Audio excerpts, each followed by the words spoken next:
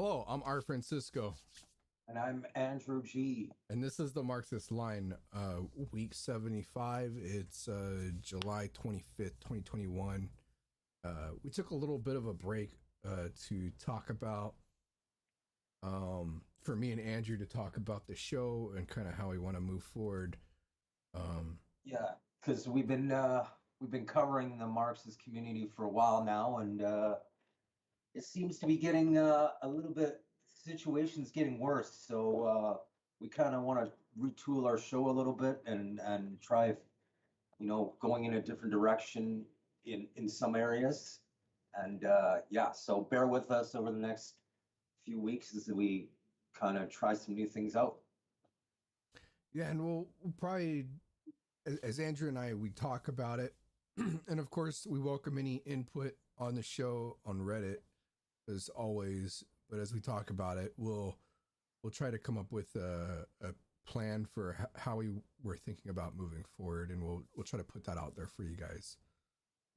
Yeah, and also look to our subreddit for those of you watching too. We're gonna pin our all of the websites or that we go to and discuss.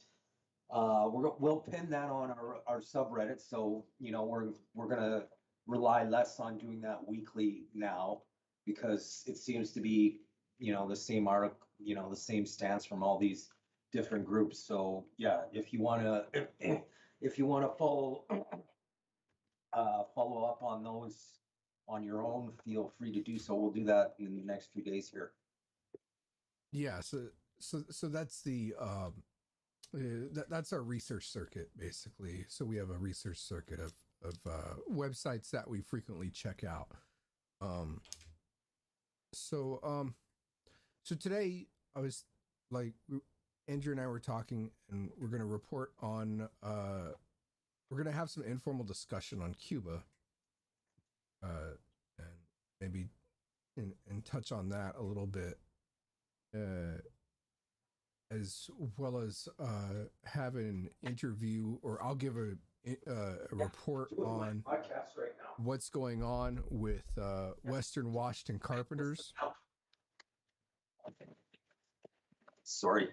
Oh, yeah, and I'll give a report on what's going on with Western Washington Carpenters, uh, and with theory and state of movement. We'll touch on Ben Seattle's tiff with the Denver communists and what's going on there. Yeah, so over, in just in Cuba, there's been some recent protests lately. And as always, it's difficult, you know, when these protests arise, in any country, let alone like a so-called communist state like Cuba. It's difficult to get, accurate information right off the start. So, you know, maybe we could, maybe you could give us a couple of a little a couple of different viewpoints on what exactly is the origin of these current protests. Which, honestly, before you jump in here, Art, you know I'm surprised it's taken this long for these protests to break out in Cuba, just because of the embargoes and everything that's happened in Cuba, and over the years, and considering the protests in other countries. But I mean, certainly they have changed their direction in the last few years. In 2019, they amended their constitution, allowing for more so-called capitalist, micro businesses, and they've also admitted um, their commitment to transitioning to a communist society, which the bourgeois New York Times and all the papers in the U.S. made a big deal about, back in 2019. So, I don't know what's going, I can't really say, you know, how much of that is tied to going on right now. But as Art sent me this article from Left Voice, and they're moving forward with more kind of like capitalist, you know, demands. Do you see this as a parallel of like what happened, what maybe was the basis for such things in Venezuela? Um, I think there's some differences with Cuba and Venezuela. Like,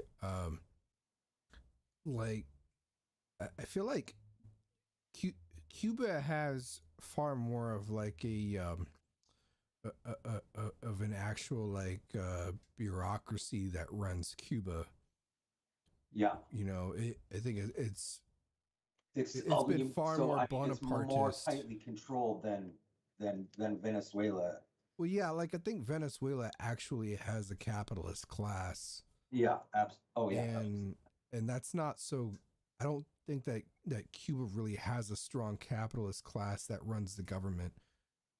yeah. So I I mean, just quickly here, I mean, so this is an ongoing, I've asked this question a couple times on our show and back when Ben was here, and is it even possible to have, societies like this, swimming in a sea of capitalism? I mean, can it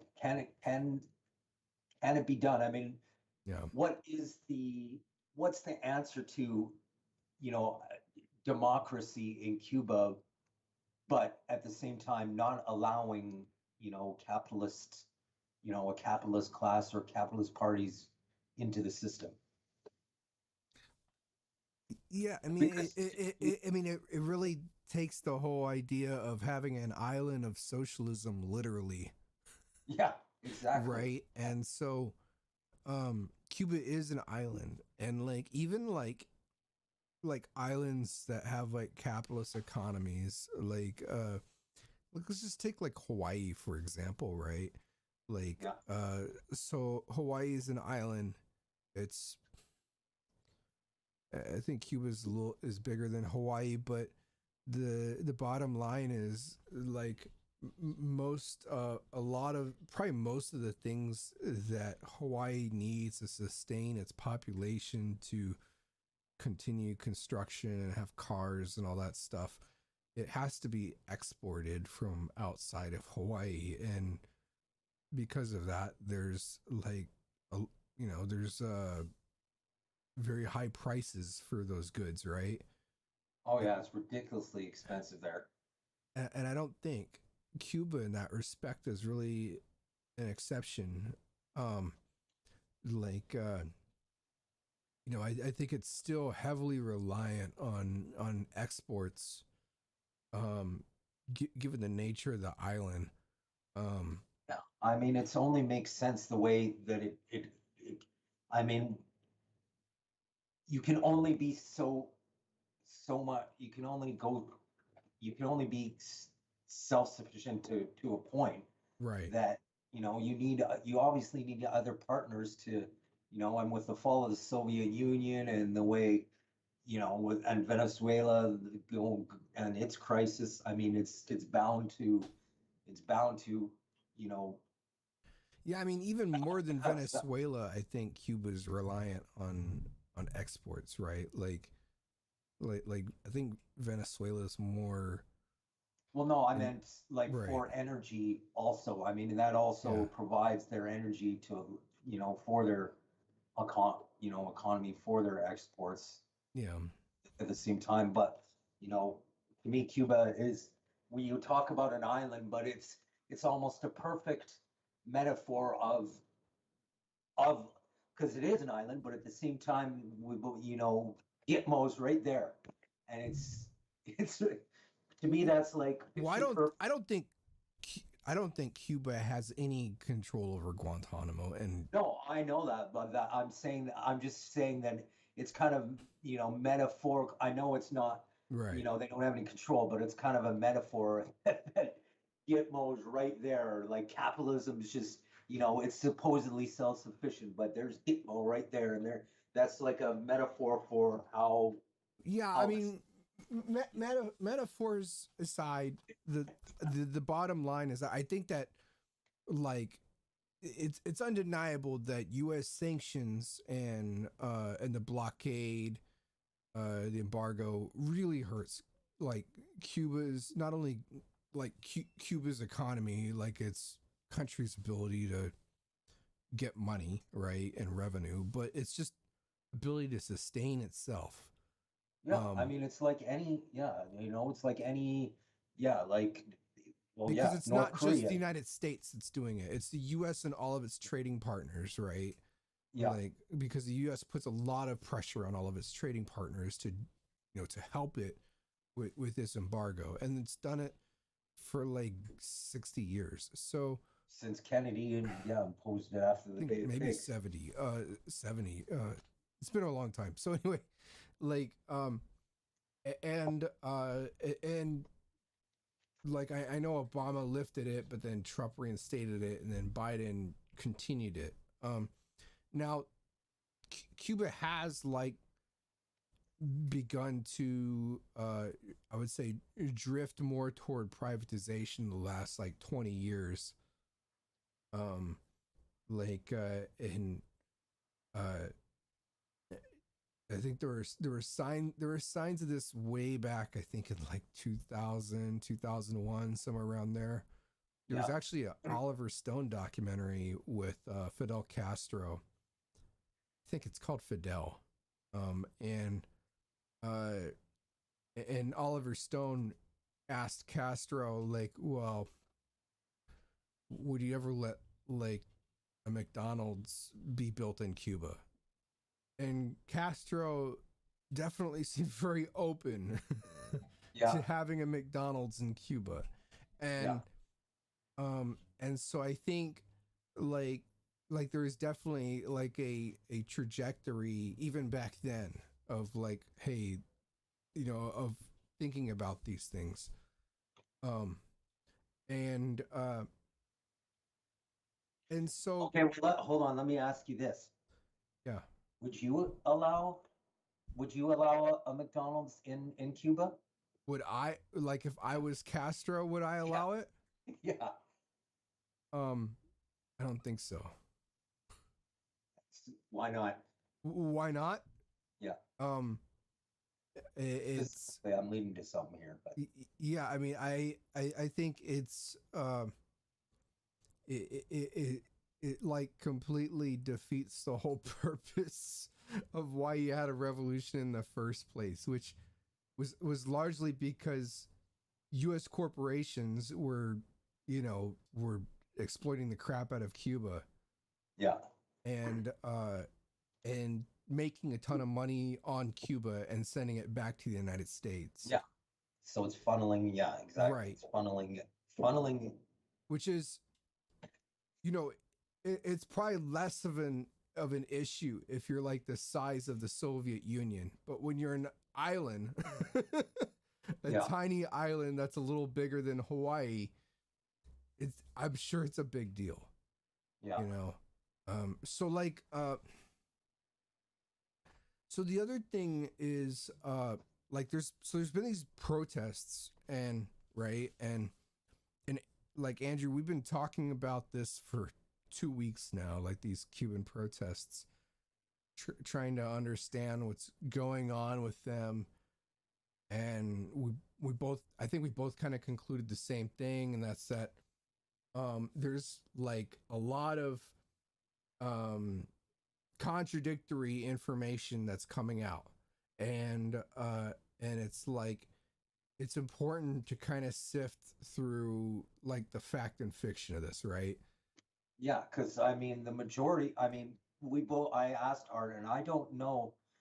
I don't know. Like, it's one of the areas of the world that I don't have. I mean, I don't know anybody from Cuba, and most of the information coming out of there is from like the bourgeois, like the Cuban exile community that was pro-capitalist class before the revolution, and in my, the right is mainly right wing. So yeah, I mean it's hard to get. And then then the information coming from the Cuban government. Well, how reliable is that? So, you know, Yeah, so there's like no secret that the United States like meddles with Cuba a lot.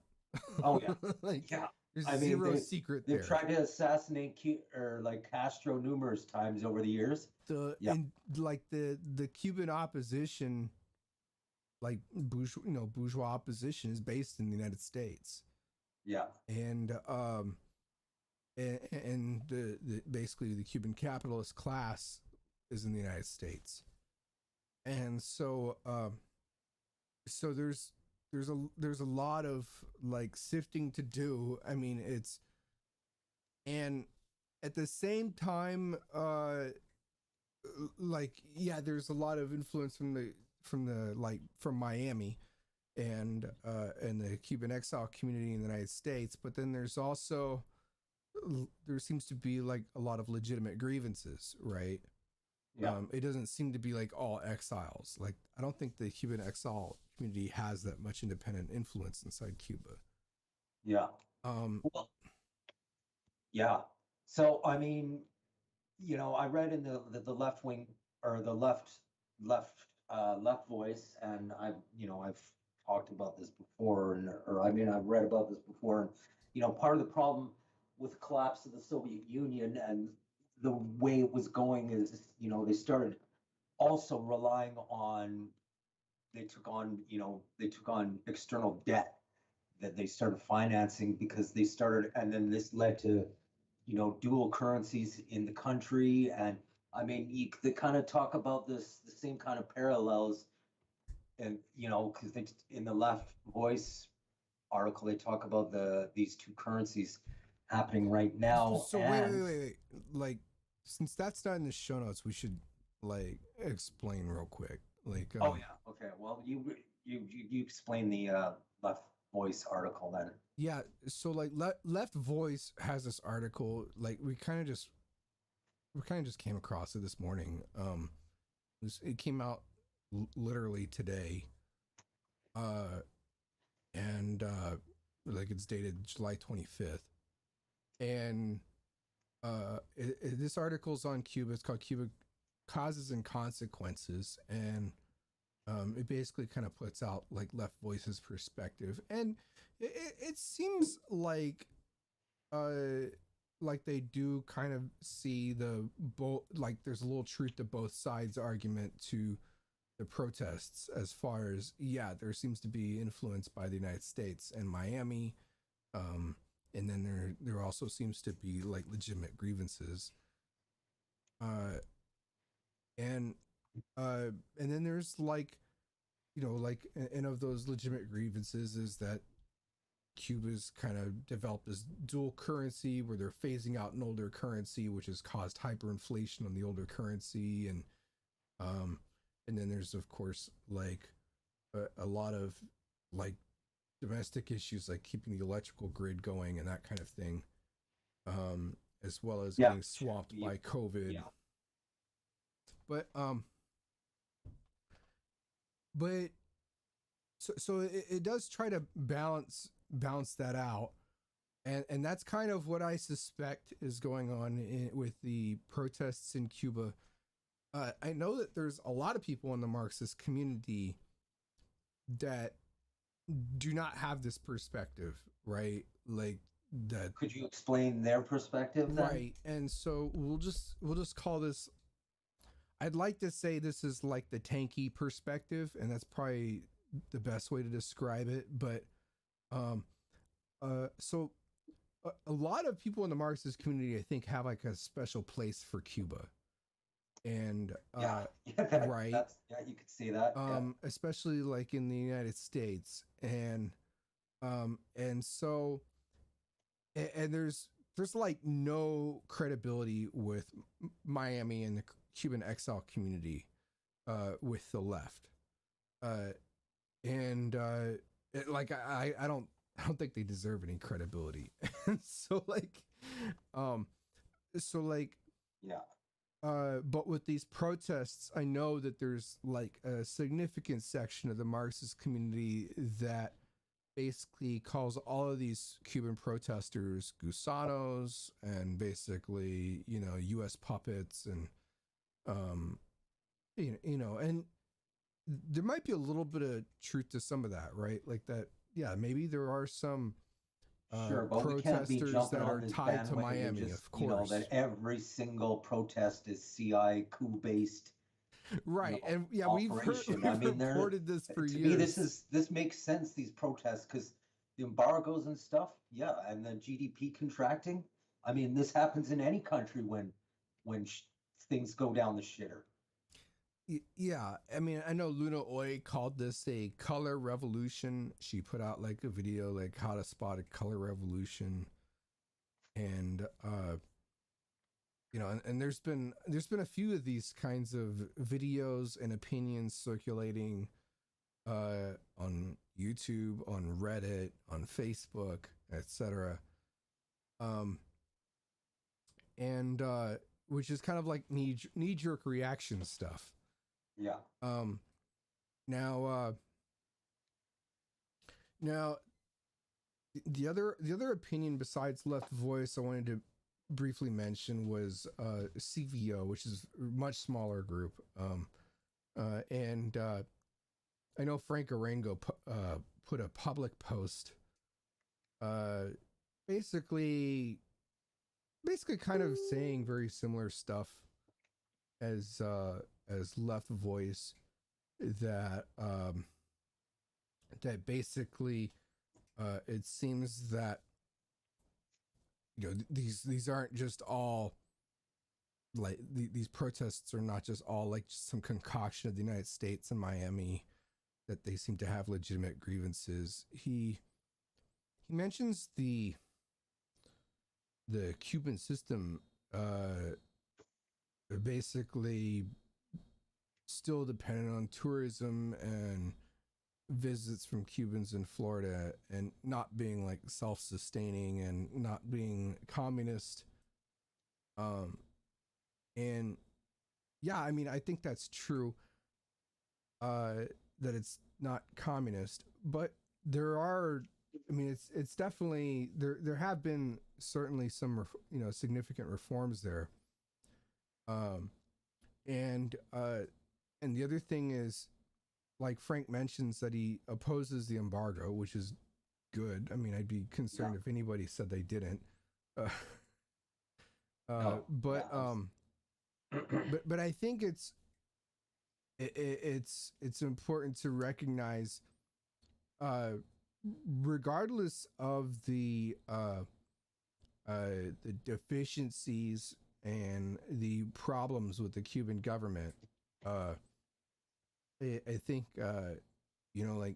like you're in Canada, I'm in the United States. I think those of us in North America, especially like the United States and Canada, I think we kind of have an obligation to make sure that it's known that the embargo has to be opposed. And like, and that so does the block that's over there in Miami, because like like that's we're neighbors basically with the Cuban exile community. Yeah. And like we can't do a lot to influence the Cuban government. That ball is going to be in the court of Cubans, I think. Like Cubans in Cuba, that ball is going to be in their court. But as far as like the embargo is going to hurt like any country that you put it on. Like, like it's an economic embargo. It's designed to economically punish a country, To severely, cripple them, destabilize it. right? So, And and in the United States has a public policy of wanting to destabilize Cuba. So it's like, yeah. So and so like regardless of how the Cuban government's running the country, inefficiently and messed up or whatever, like this isn't like a government that's massacring its own citizens, like in record it's not, numbers or anything. That's it's not like Syria here. Right. And so I think we do have like an obligation to do what we can to ease the suffering in that that country. As far as like, you know, I know that Left Voice basically puts it out there that like we need to stop capitalism from developing in Cuba. And my attitude is capitalism's already developed in Cuba. You know, like now whether the capitalist class takes power again, like that's a different story. I mean, of course I don't want that.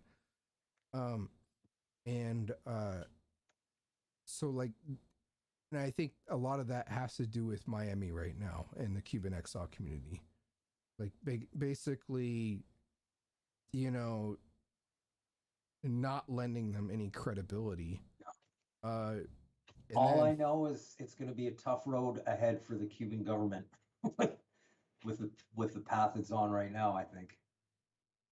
Yeah, I mean, I know that like Left Voice mentioned that like they're toying with the Vietnamese model, right? So yeah, I mean, you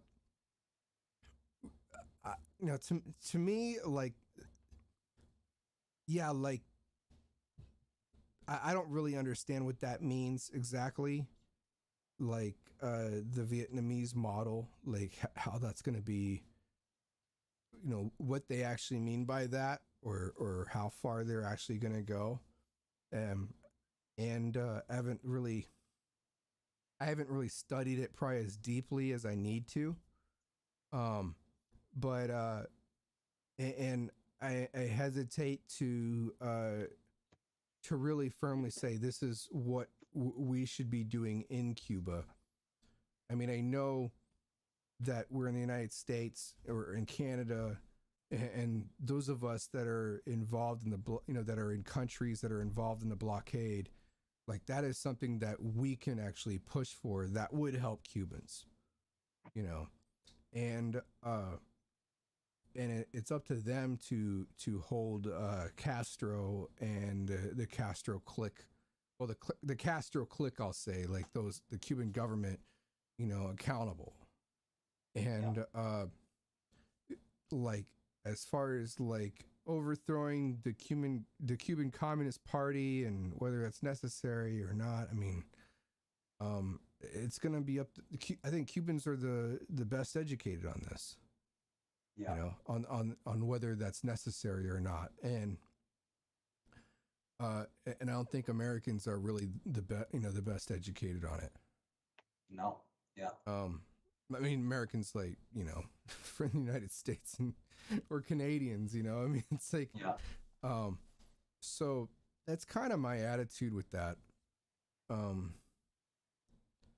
Anyway, you can see Frank's post. It's on his Facebook, and the Left Voice article was just recently published. And what are your thoughts on Cuba? You know, you can feel free to post into Reddit. Yeah, even some. Yeah, I mean, well, hopefully, you know, I would like to, because I mean, I mean, we both got big enough networks. I'm sure we could find some people from Cuba. I mean, I definitely, I mean, I've never been there, but I've got friends that have been there and they love it. And the people, they love, you know, their country and stuff like that. So, you know, hopefully in the next little while, we can get some more information from actual Cubans and not like, you know, the Cuban right in Miami. So I don't know. Yeah. So we'll try and keep on top of this. So before we talk about the report on the Western Washington Carpenters, you want to just touch on what was going on with Ben Seattle real quick, Andrew? Sure. So I think that's going to be kind of, I don't think that's going to be too long. I think it's going to be kind of brief. Yeah. So for all of our followers before Ben, you know, Ben Seattle, he's been long time activist in the community, and yeah, sometimes we all know how Ben can be sometimes. But a lot of the people that are watching probably don't know who he is, and so Ben Seattle is he's basically used to be with an organization called the Marxist Leninist Party, United States, USA, and /COUSML, which I can't really remember what it is, but and uh and he's been a long time activist. Like he's an older guy. He's a boomer, and and we've had him as a guest host on the show, and um and that generation is a little, I would say, is a little different. Um, but yeah, he's been like a fan of this group called Denver Communists. Like he's shared a lot of their stuff and that kind of thing. Which they do post good, good stuff. Good memes. I mean, I've reposted to quite a bit. So from Ben and stuff, and I know you've reposted. Yeah, I mean, they post some good memes. I mean, I think a lot of people in the Marxist community kind of post good memes. And so Denver Communist is basically like a splinter group off of what is it? Is it the Revolutionary Socialist Network, I think it is, which is like a big Trotskyist umbrella group for former ISO members, and it has some like a couple other different trot groups that joined it as well. And so Denver Communists had some I think it was a Zoom event. And the Zoom event was like, what does socialism look like? And that's totally like Ben's kind of cup of tea.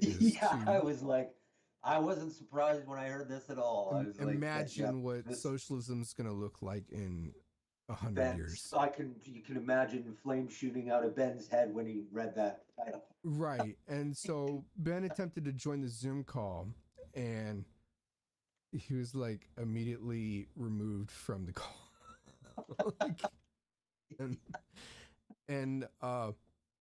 Yeah. Sorry, and Ben. So like also not very surprising. No. They'd probably remove me too. But yeah. So he got immediately removed, and Ben was upset by it and made a post on Facebook, and I'll see if I can. This is on Ben's Facebook, which is all public. And so, yeah, so he has this, he was removed from the meeting. This was like the picture of the meeting. And Seattle Revolutionary Socialists is like the ex-ISO in the Seattle area. And so he was removed. He didn't really get a warning or get to say anything. And they basically just said, look, we think you're going to be disruptive. Ben tried to write them like an angry letter about like why he felt like this is wrong. And the Denver Socialists were like, too long didn't read, right? TLDR. And like these are guys that post memes to build a revolution, right? And so they're they're meme Andes, and so their thing is to post memes and maybe do a couple protests. And yeah. And so like they're not trying to have a polemic with Ben. And so like anyway, like and the whole point of the event, in my opinion, as I see it, it was not to talk about like what socialism is going to look like with other socialists, other Marxists that are like outside of their little bubble in Denver. But the whole point was to recruit, right? It's to have a kind of a little a thought experiment with people that are not very familiar with socialism or Marxism, who I would call normies, political normies, or who are, and to reel them in, and recruit them into Denver Communists. And this is kind of like an old ISO tactic. it's what I call an ideological honeypot.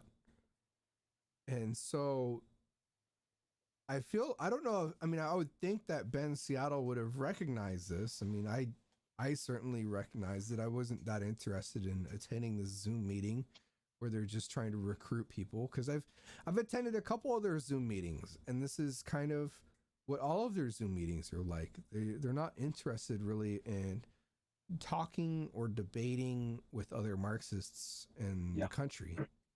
So did they record this Zoom meeting? Because I would like to watch it. Maybe we should I don't even think have they like did. And that's the thing about Zoom, Andrew, is you don't have to record it. Yeah. You know, that's like an extra step. And Zoom is like almost like a private call, right? And so so yeah, I don't think it was recorded. And so there's not gonna be any criticism. I mean, so you know, and then on top of that, I'm sure it was set up like a panel, which is kind of typical for like, you know, especially for trots. And so so anyway, Ben was upset by it, and they basically told him to fuck off, we don't care. And Ben basically said, hey, look, this is undemocratic and stuff, but they don't care, right? And so would you say that their view is more that agitation is more important to them and outreach to normies than engaging with other, you know, activists within the current community? I don't really think it's about agitation. No.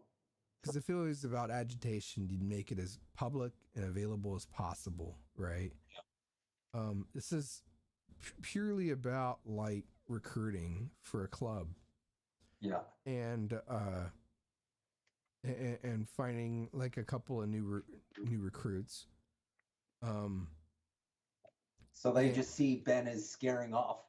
Right. No, that's exactly what it is. It's him scaring off their new recruits and that they're trying to reel in.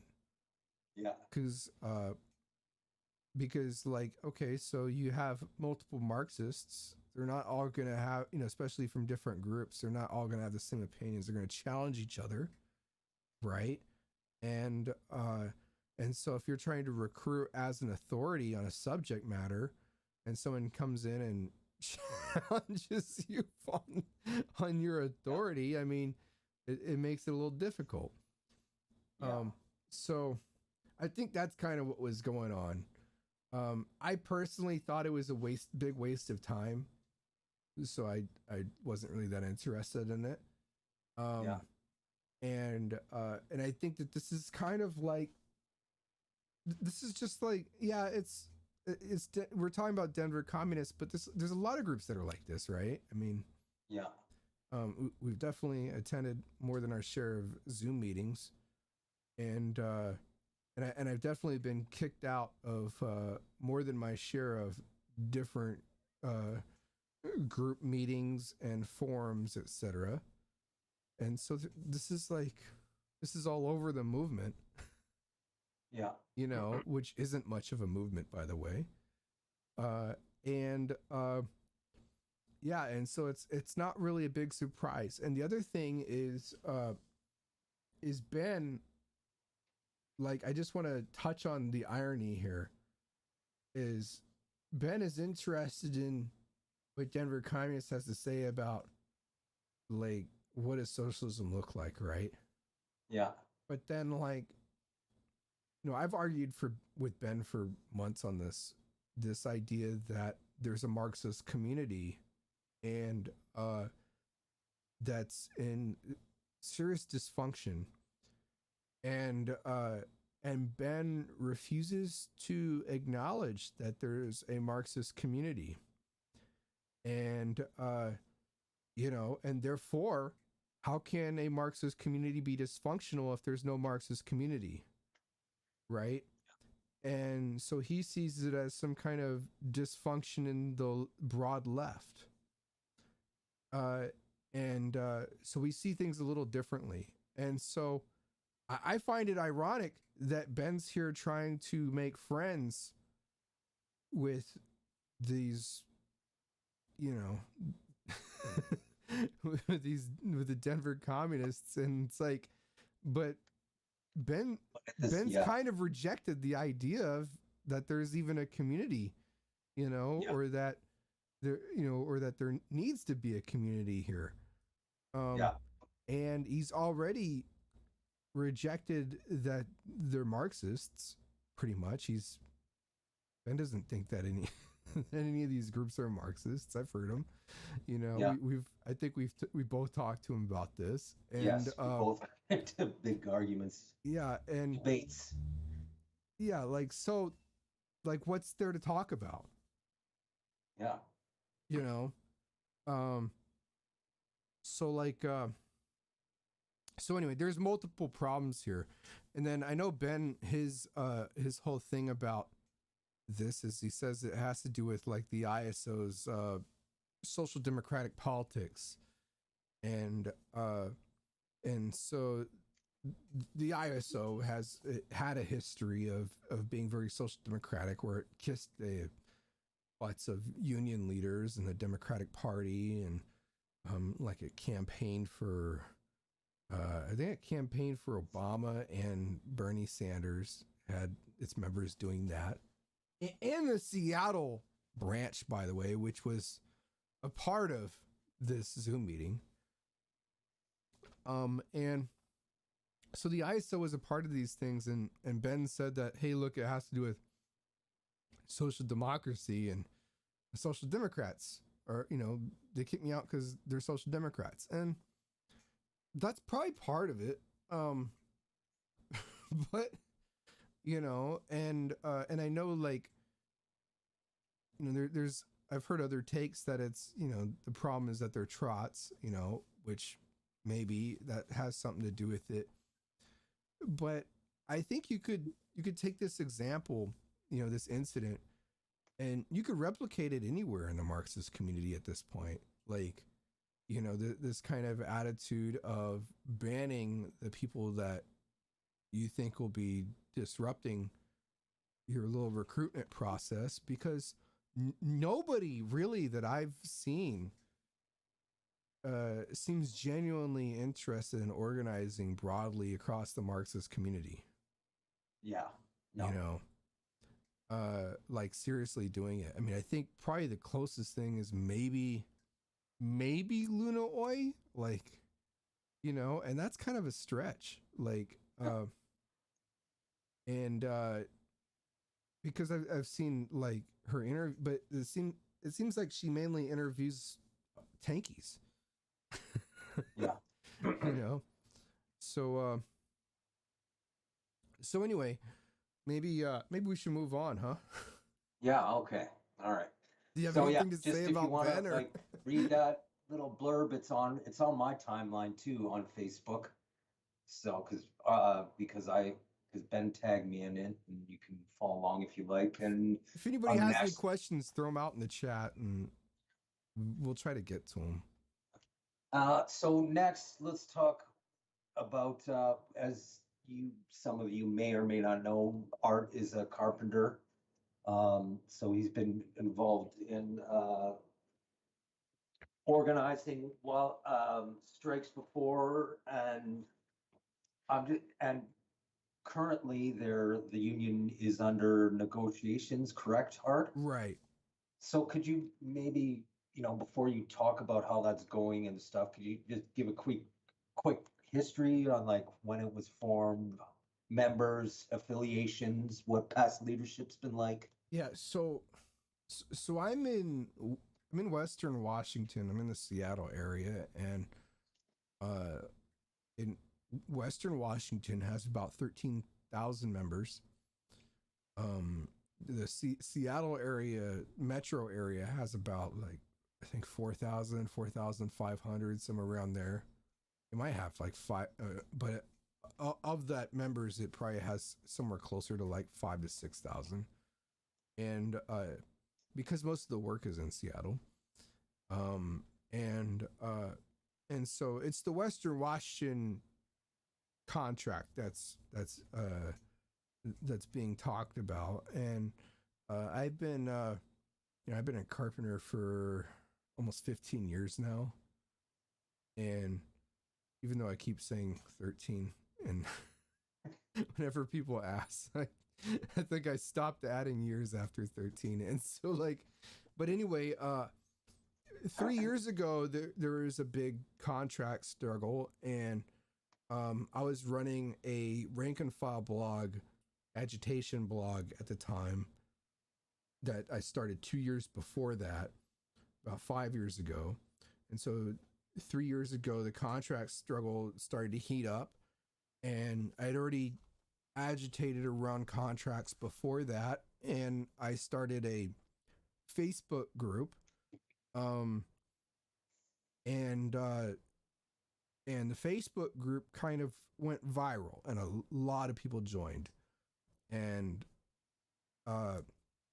so it snowballed. It went viral with Carpenters. A lot of people joined up, and it was an opposition Facebook group, and so we rejected the first two tentative agreements, which are like contract proposals, and we rejected those two, and then the third one rolled around, and the leadership was able to pass it by splitting the vote and threatening a large section of carpenters that they would not get a raise, and that they would be stuck on the old agreement.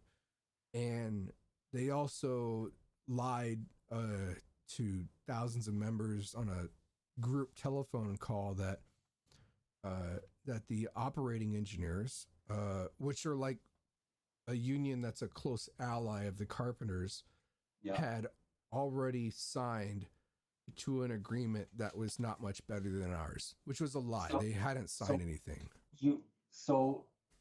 Obviously you weren't a fan of the leadership. Has the leadership changed, or is it still the current leadership as it was back then? Well, it has changed a little bit, and so for the better or for the worse, or so, about the same?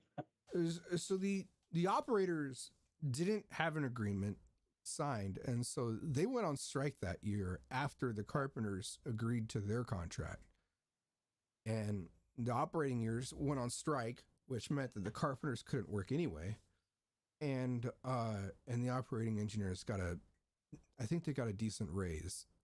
And the leadership of the carpenters, which was run by someone named Doug Tweedy, who is the executive secretary treasurer,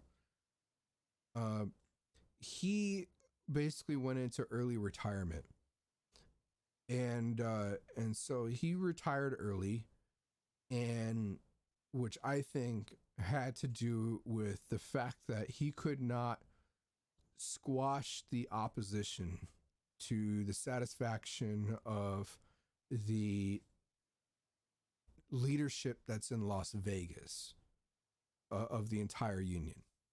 And so he went to early retirement shortly after the contract was passed, and the vice president took power. Her name's Evelyn Shapiro, who was kind of like had a reputation as being kind of a liberal, and her real role was like kind of being the brains behind Doug Tweedy, and also being the main firefighter. So whenever there was like a problem, the workers were upset about this or that, Evelyn Shapiro was like just a very smooth talker, and she could smooth talk her way out of a lot of like bad situations. And so she became the first female EST in the nation, and she kind of, she moved some people around. She fired a few people. She moved some people around in the upper levels of the organization, like in the 6-state region that she runs. But But my opinion back then was that, look, even though Evelyn's running things, this is just like, it's nothing's really changing. Like, they're gonna. She's kind of like the progressive liberal face of doing things, but nothing's really gonna change. She's still making $250,000 a year. A lot of the same people are still gonna be the business agents. She's probably not gonna negotiate contracts really any differently, and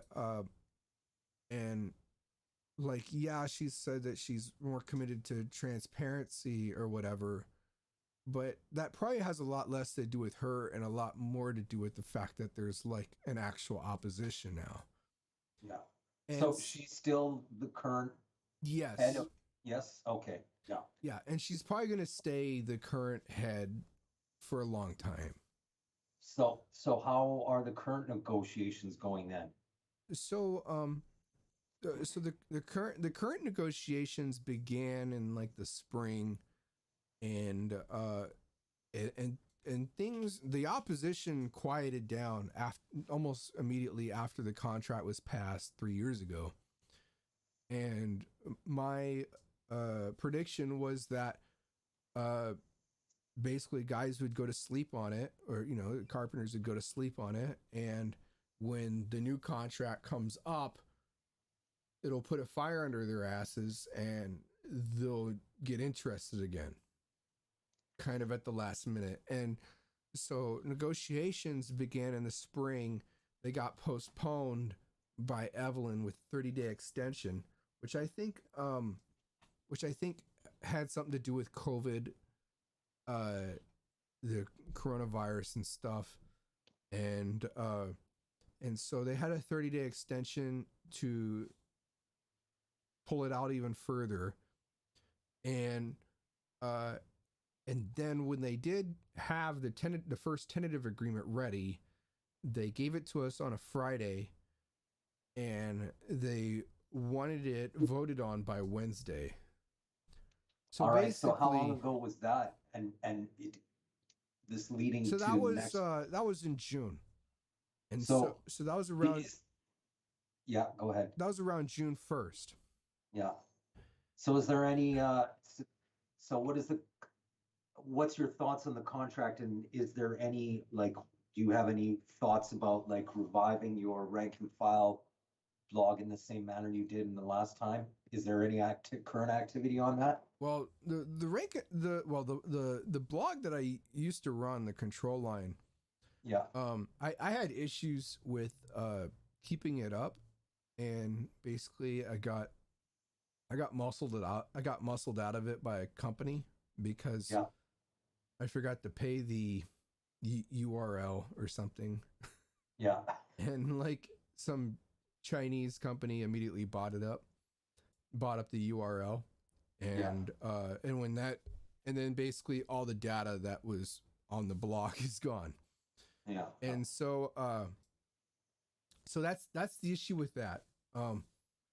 Now I had an older blog, and that's still up, which because that's on WordPress, so that's probably going to stay up for a long time. And but that played a very minor role, actually. The Facebook group played a much bigger role, and it had like 1,700 members, a little under 1,700 members. I think it had like 1,680 when the first tentative agreement came about.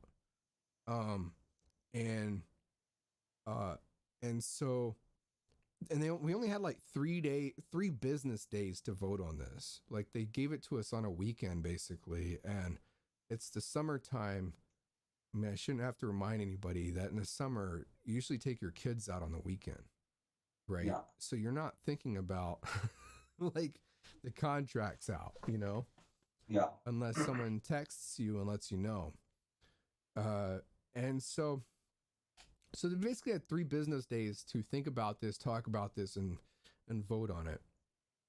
So it got a huge rejection, like 77% rejection. And as predicted, the Facebook group, all the Facebook groups lit up around contract time. Yeah. And the group that I run went from like 1680 to like 1820 in about a month. So we gained another like 100 members. And so tentative one was rejected 77%, and the council under Evelyn Shapiro sent out business agents to push for a yes vote on job sites, which I think is like voter intimidation and an abuse of power. And then they also spent $30,000 on postcards to push for a yes vote, as well as robo-dialing. And so when tentative agreement 2 came along, they actually almost doubled the amount of people that voted. So it was over, I think it was like 5,500 or something people that voted the second time, with a 52% rejection, 48% approval, which I think means that when tentative agreement 3 comes along, there's not much that they have to do to tweak it, because all they have to do is carve out 3% to basically approve the contract. It just has to pass by a slim margin. Yeah. It doesn't have to be a significant margin or anything. So if for another 3%, which might be another $1 on the check, that might do it. And and I know that, like, the other thing is 3 years ago I was trying to get people like Carpenters to meet, to rally, to meet at a bar, meet after work, anything. And this is like before coronavirus. And and I couldn't pull together more than like 15 people at any meeting or rally. And I tried multiple times. We had a cross trades rally. We had like 60 people at the cross trades rally, but very few carpenters. Yeah. And so so the thing is, and I still think that it's important to me. I know John Ryman, who organized the Wildcat in '99 in San Francisco, got in the group and suggested that, that carpenters meet in person, and said that you're not going to get anything done unless you meet. And the idea is you have to have a plan. You have to come up with a plan and a strategy, and you have to delegate roles to people to do things. And it doesn't surprise me that nobody's meeting, right? Like I realized this 3 years ago. I can't force anybody to meet, right? And if they don't want to meet, you're not going to be able to drag them into a freaking bar or into a hall or into anywhere, into a park. They have to feel like it's necessary to do it. Okay, so just sometimes that's understandable. People, the people have families, and it's time, but at the same time, it's important to. It's the most important time to meet. Yeah. So why couldn't you just have are you opposed to an online meeting? Well, I mean, I think that, no, I'm not opposed to an online meeting.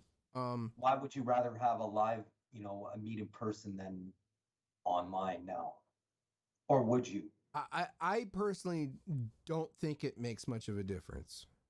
Okay, yeah. Because then that might be a little bit. But even if it's an online meeting, people have to get on Zoom. They have to meet, and the other thing is we have these Facebook groups, but the bottom line is nothing's being planned, nothing's being done. We don't see we don't see people being delegated to do certain jobs, to get leaflets together or put together a leaflet. Nobody's being asked to do these things, and it's like, and I can only go so far, right? Yeah. But this isn't just like an issue, and this is kind of what I realized like 3 years ago, is this isn't just like an issue with just like the Carpenters not wanting to meet, not wanting to plan and strategize. I mean, we covered the Marxist community for almost as long, and the same thing can be said with the Marxist community. And as far as like lack of leadership in this strike, and not just the Carpenters, but in like the electricians as well, they're under negotiation. Like all the trades are under negotiation right now. There's no real like leadership from the left, and it boils down to the fact that the left doesn't meet either. So it's kind of like, I know John Ryman is kind of correct when he says you have to meet, but this is kind of like a case of the pot calling the kettle black, and and it's like the saying goes, what's good for the goose is good for the gander, right?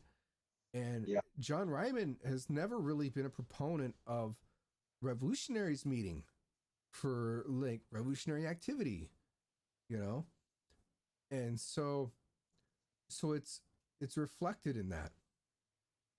And so I personally don't really blame rank and file Carpenters for not meeting. I mean, to me, it's like being angry at the seasons, because there's not a lot you can do about it. Yeah. So when's the next vote? The next vote has this vote just happened. The next one will probably happen 30 days Okay. from Thursday, and I expect it's going to pass. Yeah. Now I know there's been a lot of talk this year about having a wildcat, but the issue with having a wildcat is that takes a lot of trust with your coworkers to do that, right? Like, are my coworkers gonna walk off, or is it just gonna be me? Yeah. And nobody wants to be the bag holder, right? Yeah. And so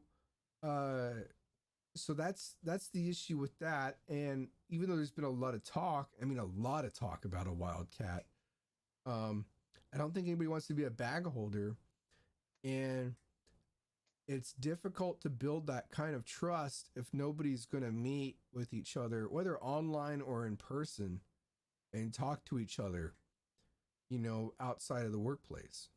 Yeah. Yeah. And so the only hope of that even being successful is if like a whole job can shut down, which is kind of what I've said about this before. Yeah. But we'll see. I am very skeptical. I've actually been skeptical that it would even go this far this year, to like a third tentative agreement. Yeah. Or even that like people would even like think about a walkout or a strike, because 3 years ago it was a very unpopular idea. Even though I introduced it, I pushed it a lot, and it was a very unpopular idea. And so I think the idea is definitely one more support. Now, another thing I like to address is John Ryman on Facebook mentioned that that the Facebook group I'm talking about, and I'm pretty sure he's thinking of the same one, it has a lot of Trumpers, like pro-Trump support, right? And and I know he introduced it on his Facebook post on it as like being a group with a lot of Trumpers. And there's definitely quite a few Trumpers, right? Like, which I think should be expected. There's always a lot of backwardness with the working class. Yeah. And, but the other thing is, like, I think that John Ryman has like a tendency to exaggerate some of these things. Because, like, John Ryman, for the last 3 years, he wasn't telling people to go meet for the contract. He could have. When I was pushing for these things, he could have. He could have said I was right, but he didn't. Instead, what he was doing was he was basically trying to push people's buttons on Trump. You know, like, how do you feel about this? Definitely. How do you feel about that? You know, Trump's doing this, Trump's doing that. And the problem is yeah, there are some hardcore Trump supporters, you know, and it's difficult to weed them out of any group, but a lot of those Trump supporters are like they're really like not politically set. Like, you know, they're pretty wishy-washy actually. Like, yeah, they might support Trump on Monday and then they'll probably reject him on Friday, you know. Yeah.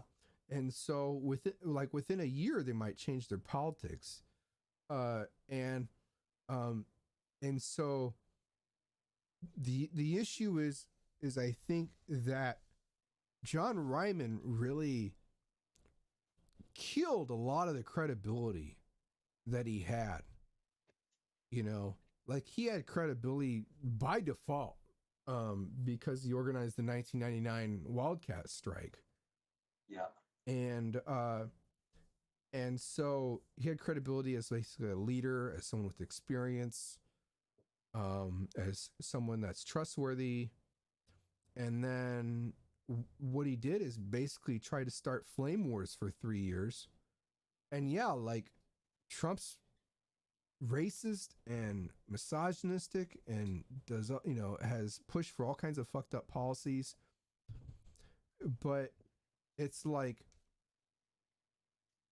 that hasn't really bothered me too much as far as the members that are in the group. I had to kick out a couple of them for just being, like, you know, just outrageously disruptive, right? Like, not like Ben Seattle. Like, I gave him a chance. Like, and I usually gave him warnings too. Yeah. And tried to have a chat with them and that kind of thing.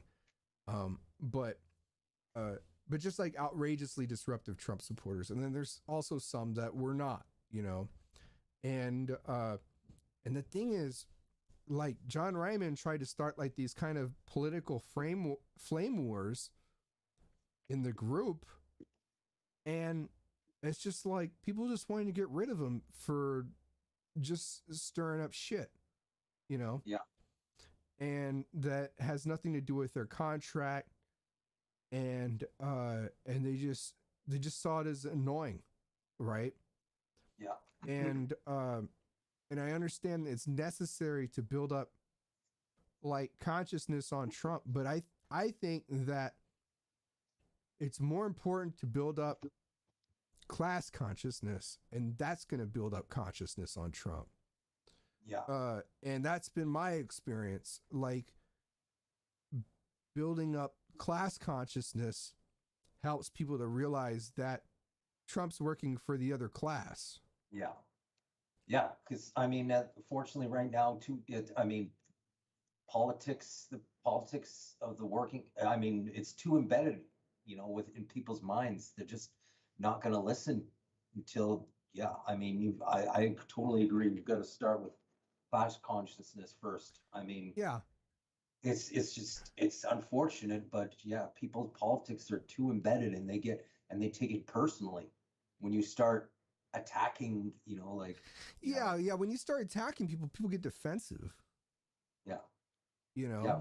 And yeah. like, and the other thing is, it's like, okay, so let's say there's a few Trump supporters in the group. Like, let's say there's 30. Right? So 30 out of 8, let's say there's 50 out of 1,800.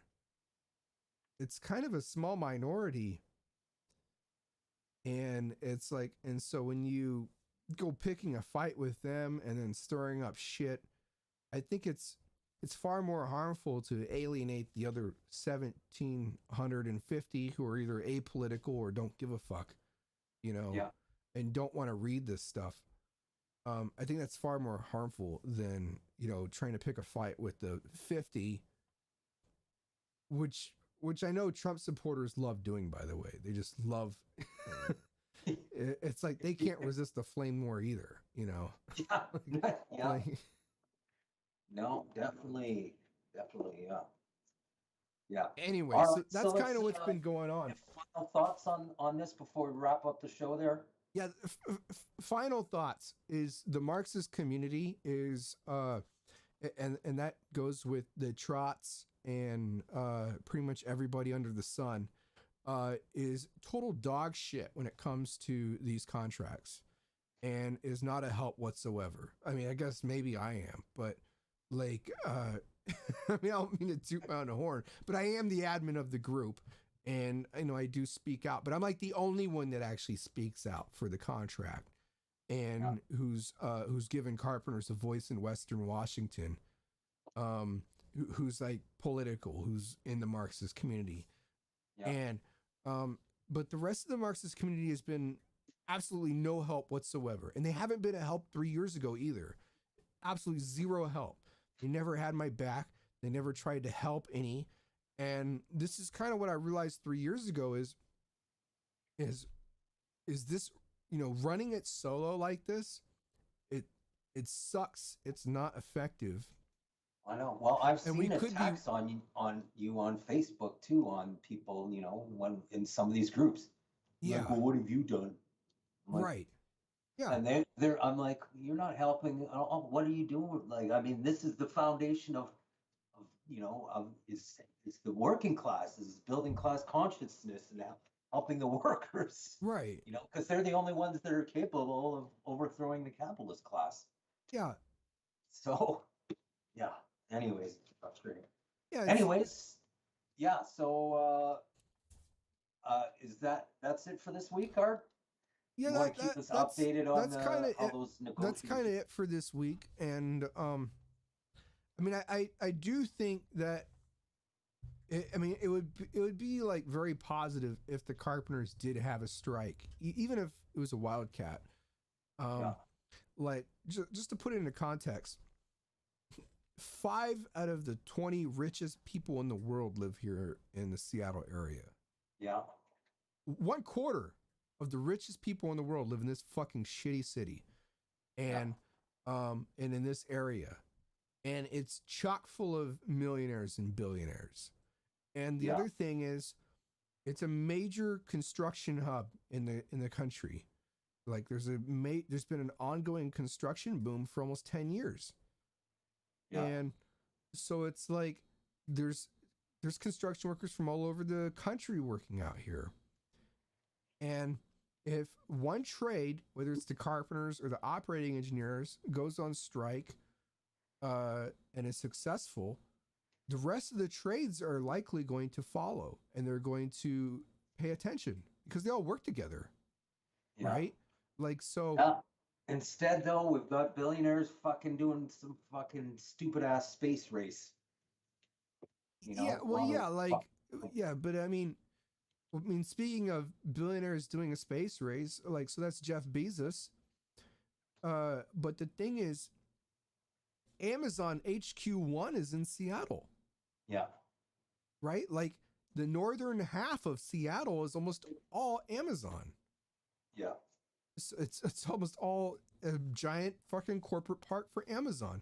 And Microsoft is on the other side of the highway of 405, which is like another massive corporate campus.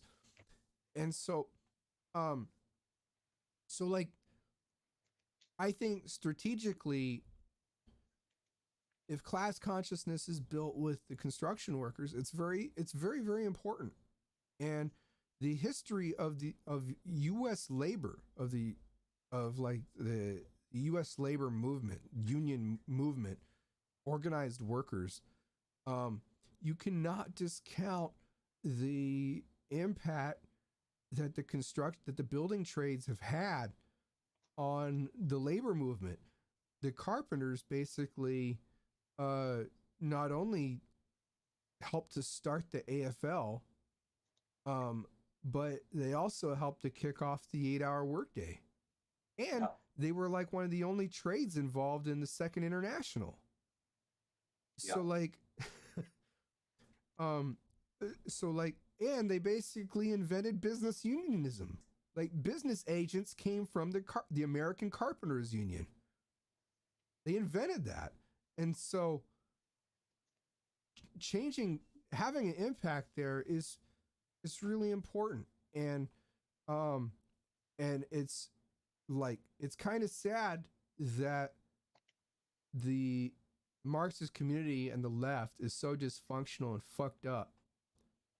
It really could play a big role here, but it can't, because it you know, because just like the carpenters, they don't want to meet. You know, they get in these fucking childish little games like with Ben Seattle, and it leads nowhere. You know, and they navel gaze. And so if we're gonna move forward, we have to really think about like priorities. Yep.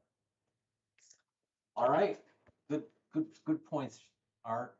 Yeah. So yeah, thanks. Let's wrap up the show here. Yeah. Yes. Yeah.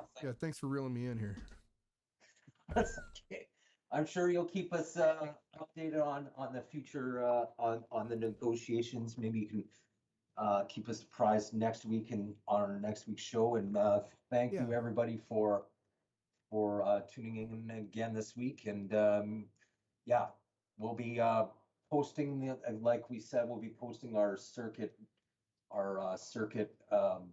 web pages on Reddit soon, and we're going to be discussing on doing a few different things in the future with the show. So yeah, thanks for being thanks patient everybody with us over the next few weeks.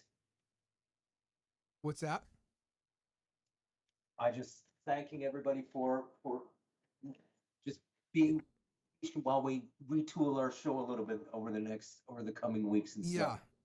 Yeah, bear with us, guys. And we're talking about, me and Andrew are talking about expanding some of the content that we do and cover. If you have any ideas for the direction that you want to see the show go into, like, let us know, because now's kind of a really good time. We have the Reddit, and there's ways to contact us. Let us know about the direction you want to see the show go in, that you think is going to benefit the Marxist community and the working class, because that is what we're interested in. Great. All right. Thanks for watching. See everyone next week. See ya.